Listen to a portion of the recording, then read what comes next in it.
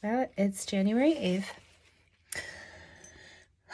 And I'm just going to give an update again, as far as like checking in where I'm at, because so much is changing so fast that sometimes it's difficult to keep up with it all.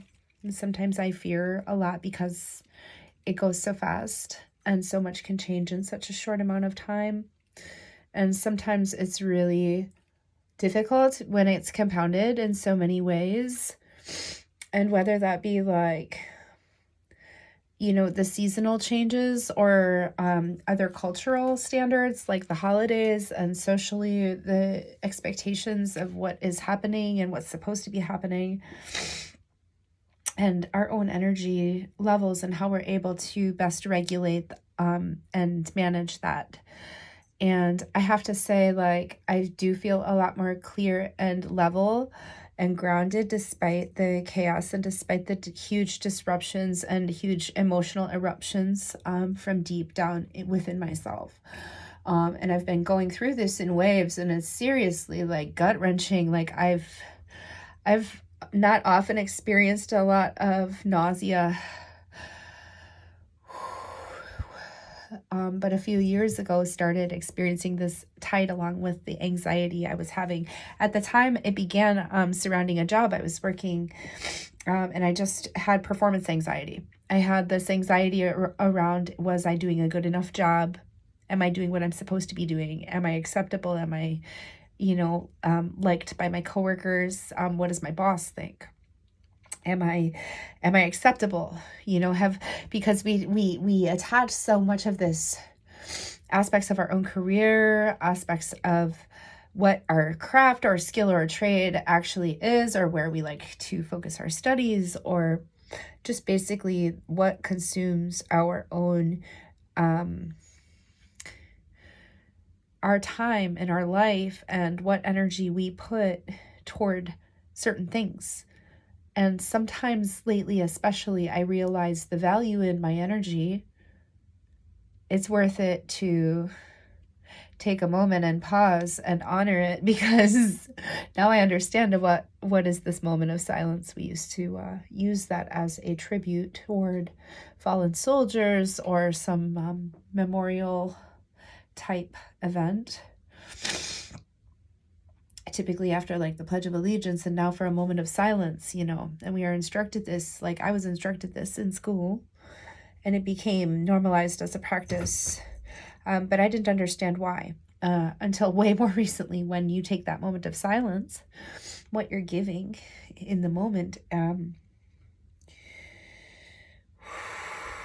value of something like having space. It's a tough one to try to describe, but what I can say is I know that I've gone through so many different perspectives on what it means to have space. And so rather than just having space and letting that be the end of the story, just that. No, don't be lapping up the coconut oil. He can't. He's going to get sick if he does that. A little bit okay, but that's it. Shoot, I totally lost my train of thought.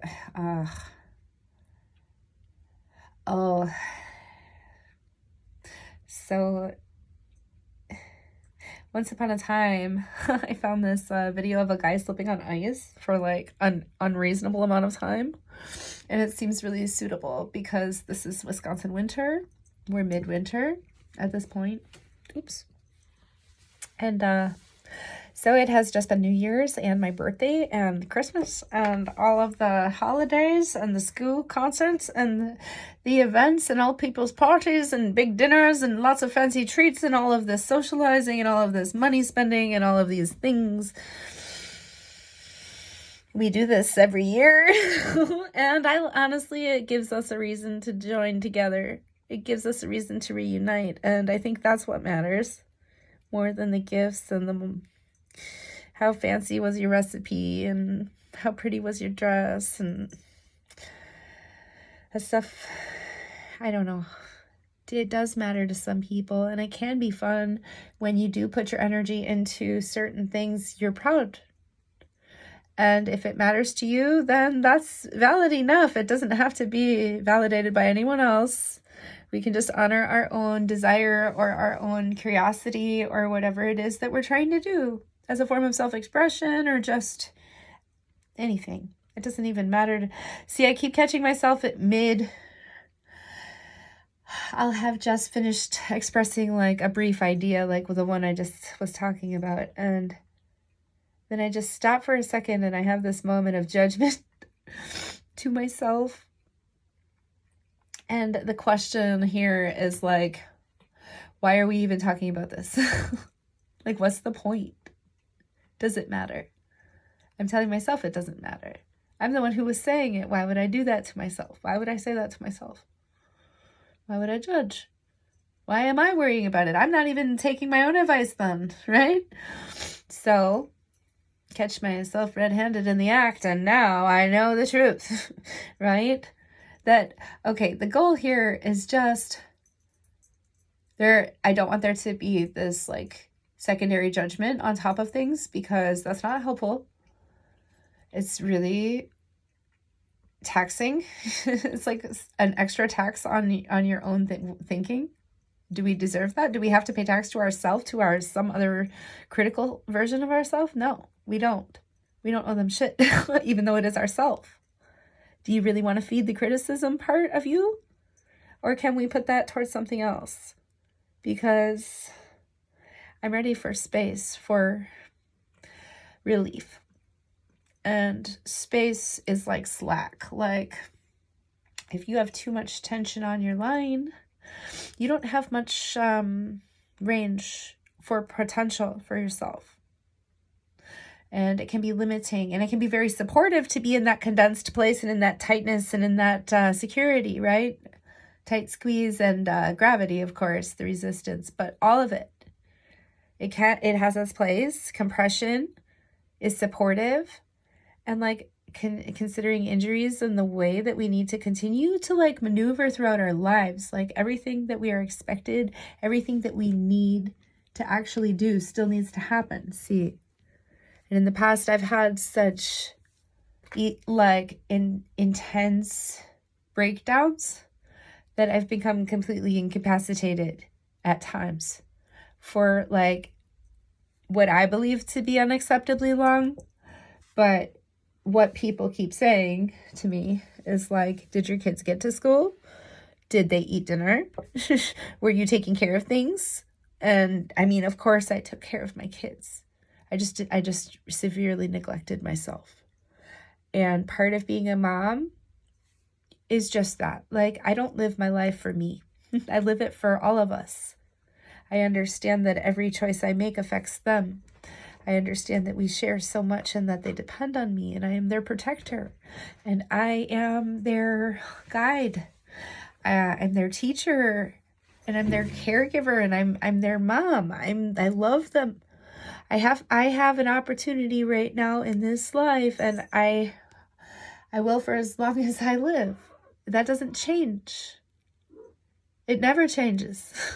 So if you catch me out and about in the world, and I do a lot of things in the world, and I exist here, and I love to explore.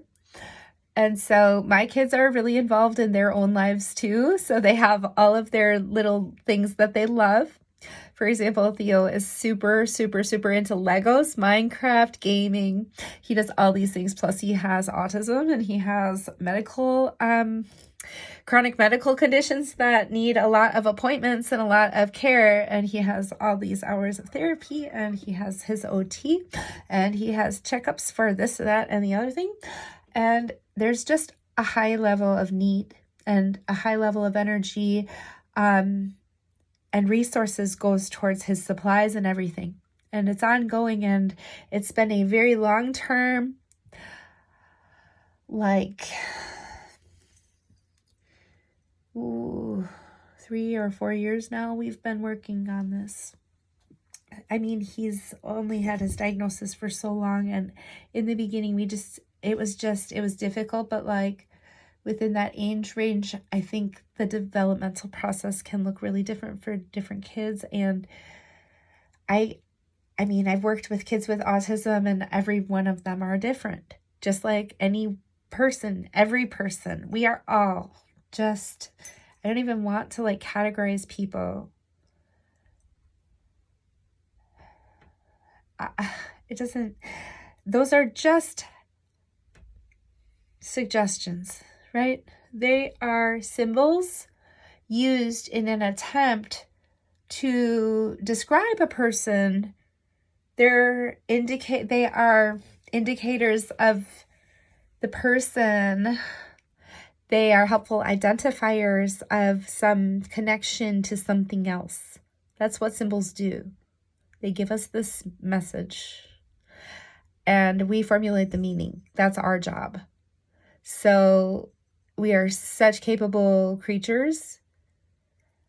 And the way that we infuse all of these beautiful sensory processes and perceptual mechanisms to translate the information, to even be attuned to receiving it in the first place, to allowing an openness, or if you're a seeker and you're looking to gain more awareness or discover something new or like learn something or anything, it's like we open ourselves with the awareness that what we are seeking does not exist within. We want it in there. We want to know. We want to uncover some stones and figure out what else there is over here, and there's always so much more. Consider infinity. It exists always, everywhere. And I've enjoyed the challenge of seeking that and to discover that in my beliefs, these are definitely truths. And when I say that, somebody else and their perspective may not allow comprehension of this concept. They may not talk about it the same way. You may use different language. What those words mean in their culture may mean something else, how they're used. So just consider the complexity of our own, because it is truly beautiful.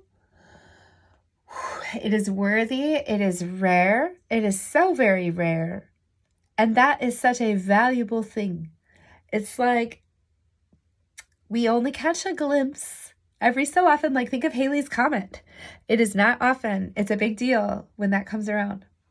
You're lucky if you saw the solar eclipse. They ran out of sunglasses. I didn't even get to really see it because they didn't have sunglasses. See? The glasses sold out. There weren't enough for everyone. So that made the glasses a very special thing. It was not, there were different experiences taking place.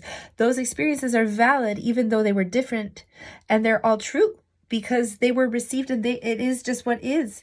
We can't even tell ourselves anything like as far as the truth of it. How do you validate truth? How do you actually, we turn to science and seek evidence to show it. And that is just, it is a tool. It is a helpful tool to help to guide us, but there's more to it than just this. Some things do not have evidence to show, and we're confused. You don't need evidence for this stuff.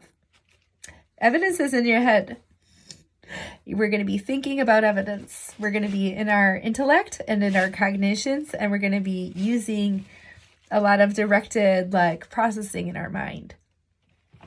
And the thing about our consciousness is that we are not located in our brain. Who said that?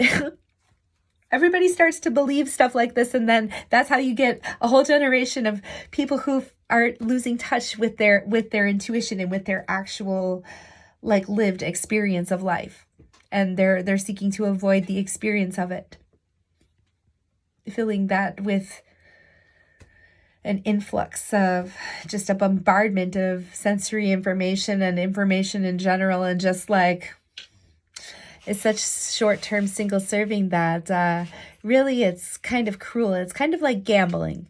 You ever see how people get addicted to gambling? Anything can be addictive. I believe this. What is addiction? It is the reliance upon these external pieces and features, whether it be a substance, an action, anything. anything. I believe it can come in any form as well. So obviously there are different forms. Like, say, we tend to separate it out into like a psychological or a physical, but everything is connected as well. The psychology of our experience is directly influenced and correlates with our physical and physiological health. And it's not an argument about which one is right and which one is wrong. It's about learning to use every lens to benefit and better elaborate upon what it is we truly understand in this. And the wisdom, I believe, is not just a repetition of this information, this regurgitation of like all the stuff that I learned, and this is what I read, and this is this, and that's that, and these are a bunch of facts and whatever, and this is my paper, and I'm going to present it to you, and there, it's done. What's my grade? I lived my life that way for a long time. And the strange thing about school is you're always graded, you're always judged. Do we need to have that as part of it? Is that what really motivates people? The grade? You want to get a good grade? I find that there's more success within myself and it shows in what I'm capable of, because the capacity for exchange in that caliber of energy is just, it's a different caliber. They all have their places. I went back to basic bare bones, like, back to basics sometimes is necessary. Foundational knowledge is always helpful to review. So if we fail to review, sometimes we can forget things, and that happens all the time. It's not a shameful thing to remind yourself, or however it helps to remain oriented, especially if you have this determination that there's something that you feel that you're working towards and that you are carried through with purpose and with meaning in life and with drive to actually accomplish something or to do something or whatever the goal is. And the thing is, I believe every person out there has some version of what that looks like for them. And I mean, my God, good. We need goal. We need to have ambition. We need to have drive.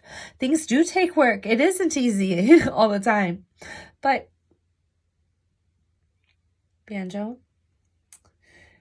accepting that the full range exists, that yin and yang is like kind of a metaphor for our own experience as well, and can kind of be a guide to help us remember that whenever we are like kind of dreading where we are, if we find ourselves in unpleasant places within our own inner world, like whether, like I know I'm just worried because there's candles over there. I'm worried that the consequences of remaining misaligned for too long, it's just that I was still recovering. In the last 3 months, it's just been like about 3 times that, I've gone through this breakup with my significant other and got back together like really quickly after and tried to like desperately make amends. But this pressure, the pressure changed things. And I felt like I couldn't be my full truth with him anymore because it just seemed as though like that itself was a problem. And that should have been a sign for me, but instead I took it so like I internalized so much of this over the course of my life that I know that I took that as I have to do better. Like, this is my fault and I'm going to do better and all this stuff. And I kept working to try to please my partner. And it's like, I think that it began the expectations weren't met at some point. There were expectations that weren't met. There was a lack of communication, a lack of openness, this kind of avoidant behavior. And I don't really want to talk about this anymore. I've been in it all day and I'm to 20 minutes now. I just want to leave it at that. I think there were a lot of beautiful things said in this excerpt. I'm 36 now, and I feel amazing about being that age. I feel happy that I've made it. And for some reason, it just feels better than 35. 35 sucks. It sucked for me. I was not happy about that one. But 36 is a nice one. And the thing about 37 is it's a fucking weird number. So maybe next year will be my like absolute fucking batshit crazy 37-year-old crazy year. Why the fuck wouldn't I do something like that? This is my life. I can do anything I want. So why not just do whatever you want? You know? Gosh, I know why. Because everything is not always accessible to me that I think I want. But what I've learned is like the things I think I want, do I really want them? I can go for them, but what I'm going to probably discover along the way is like there's all this other stuff too. And then I'll get sidetracked, and then I'll get involved with something else. And what I think will be a quick one and done thing is going to turn into a totally new avenue for passion to be flowing in. And then we're off on a new venture and we're going someplace new. And you know what? Who knows what's going to happen? Whatever happens, it'll be all right. We're just rolling with it. Life is but a dream, right? We're rolling down the river on that little boat. Now, the challenge here, who wrote that song? Row, row, row your boat. Keep rowing your boat. And if you're tired of rowing your boat, just kick back and relax. Lay back in the boat. Let the water just let you drift along. It'll carry you. That river's flowing anyways. Why do we need to be rowing our boat? Let's just enjoy, you know? I'm down. I'm ready for some sunshine in a boat, for God's sake. I want to go kayaking. I want to be out in nature. I don't want to hold back anymore. There's so many things I wanted to do and didn't do because I thought that I needed someone else to be there with me in it, to share it with me, or I didn't believe I was capable to do it on my own, or I don't know. I feel more fearless now, and I feel like I don't want to waste my time anymore. And it's just really sad because, well, it's everything. Have you ever experienced every emotion? Like, yeah, it's crazy. They can, I imagine like this big spinning wheel, you know, with all the little like pegs on it and which one's it going to land on. But it just keeps slowly spinning, like flashes of everything, just continuously going. Chaotic. I can't seem to like see clearly in that place if I don't know what's going on. But I guess if that's what's happening, just let it. Just watch that fucking wheel spin and just let it. We can't stop it. You know? So, until we come up with the next method of action or whatever the plan is going to be, then we can just be. And let that be space, and let that be breath, and let that be our center and our safety and our sanctuary. And we create that for ourselves until we're confident that we're sure that, like, whatever, we are the only ones in control of those decisions. If we believe we're not, we need to really dig deeper and find out where these illusions are coming from, or what's influencing the reason we would believe such a thing, that there's that restriction upon ourselves. There doesn't have to be. The restriction is truly our own belief systems and what we're capable to comprehend. If we can provide access for ourselves to break free from the restrictions of those forms of thinking, there's a greater potential, and there's so many lenses. Holy crap. So that's really exciting because I want to see and do everything. I want to experience as much as I can because I believe every experience offers us something so beautiful. And we are learning all the time. Never stop learning, never stop growing, not until the very, very, very end, you know?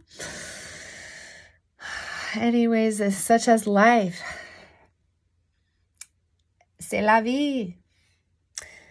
And never forget, we're all gonna die. Life. Let it. Embrace it. Please give yourself some love.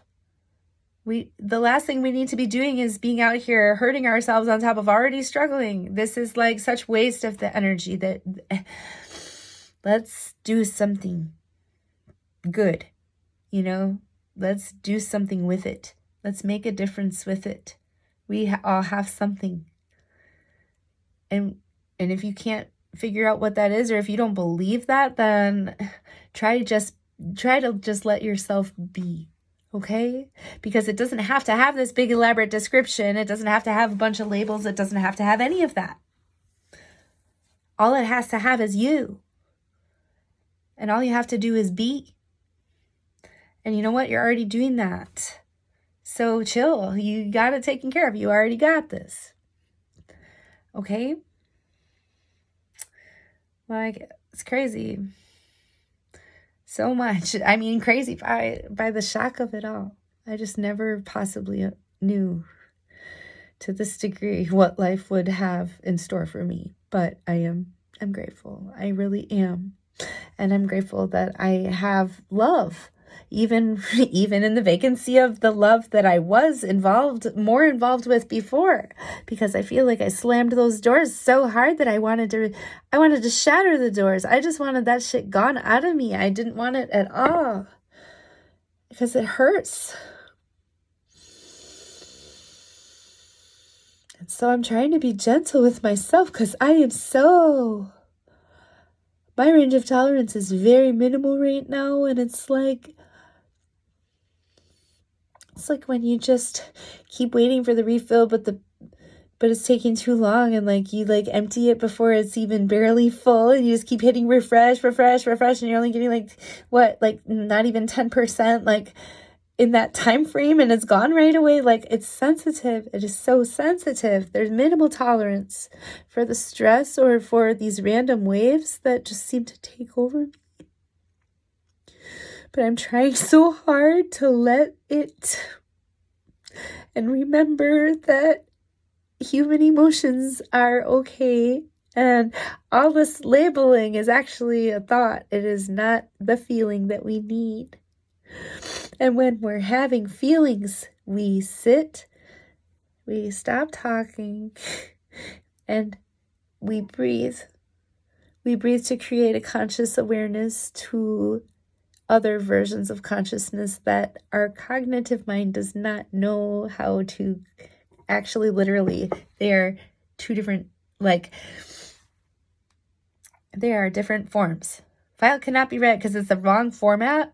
Okay, that only works with this other software. But luckily, we got this translation stuff happening, and that's on us.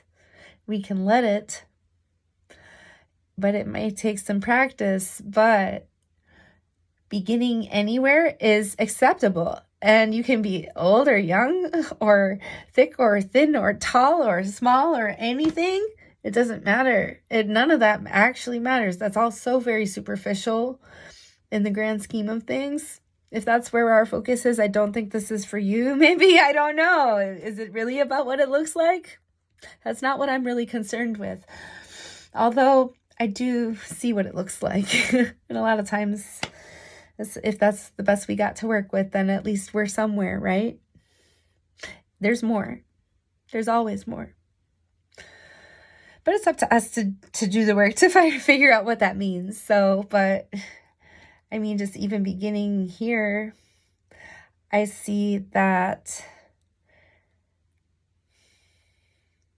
there's just so much potential, and I think this is the end for now of this video. So, I mean, I could probably ramble for another 30 minutes, but I'm just going to say for now, I'm grateful for this life. I'm grateful for anyone who might be watching this. I don't even think anybody will ever watch this. This is just in the deep archives that who knows? But also, who knows? It could be 100 years from now, and somebody might be sitting there being like, oh yeah, this is that wisdom. Wow. Okay, quick little side story. For the 100-year in the future people, if this is you, I was that person too. And in this timeline, what was happening was a severe fall toward apathy, like quickly, at deep depression and all this isolation, loneliness. And my frequency was so low, and I was so close to giving up, and I had been suicidal for nearly 2 weeks in a row, every day, marking tally marks on. It was a brutal, gruesome, brutal, horrific time that I had to fight for my life against my own demons. It was difficult, but I made it. And the reason why I'm talking about this is because something that really helped me was picking up a book off of my bookshelf. And it was Edgar Allan Poe poetry, and there was a poem, The Raven, and I was like reading through some of the more popular, more like notable cited poetry that he had written, and short stories and things.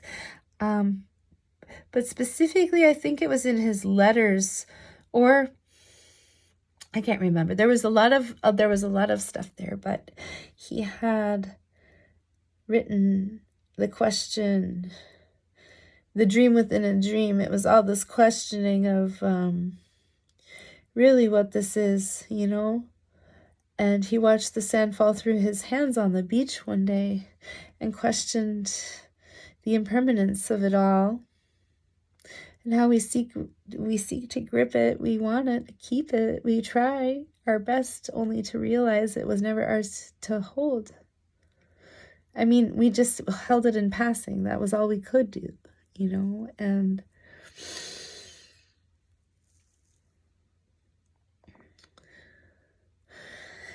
is all that I have seen or see but a dream within a dream. Take this kiss upon my brow, and in parting with you now, dost thou let me a bow?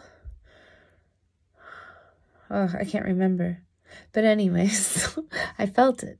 I felt the energy. I felt the resonance within my soul when I read that, because I understood exactly what he was expressing. And it's difficult to capture energy truly, but somehow that saved my life that day. To know that I wasn't alone, because I knew that when I read that poem that he understood, even though it was 100 years prior. It was enough, and it was there for me in another timeline, and it changed things. And so that's like something that I will never forget. And it is also part of the reason why I feel even more importance for the creation of the art that we do, and all of it. Although I'm not sure how digital media will withstand the test of time. I think information deteriorates over time. Is that a theory? I don't know. I'm just going from my heart there. So we'll see. I mean, something about the value of information is that it requires the translation. It requires the receipt and translation, or it just exists and it doesn't do anything. But then maybe I myself become the tool in this, or maybe it's the combined thing with other factors. Maybe it's not me even at all. I don't know. Whatever it is, I wish you well, and I'm sending love even into the future and into the past. And Edgar Allan Poe on the beach that day, I just want you to know I fucking love you, man. You're not alone. Alrighty. Anyways, I'm signing off for now. Have a great time. Take care of yourself. I love you. Make sure to love yourself too. And say hi to the universe. I'll see you out there randomly wandering in the depths of deep space as I rest this eve. Or is that too much? I don't know. I don't know what's too much. I don't know. Anyways, be well. Take care. Okay, bye.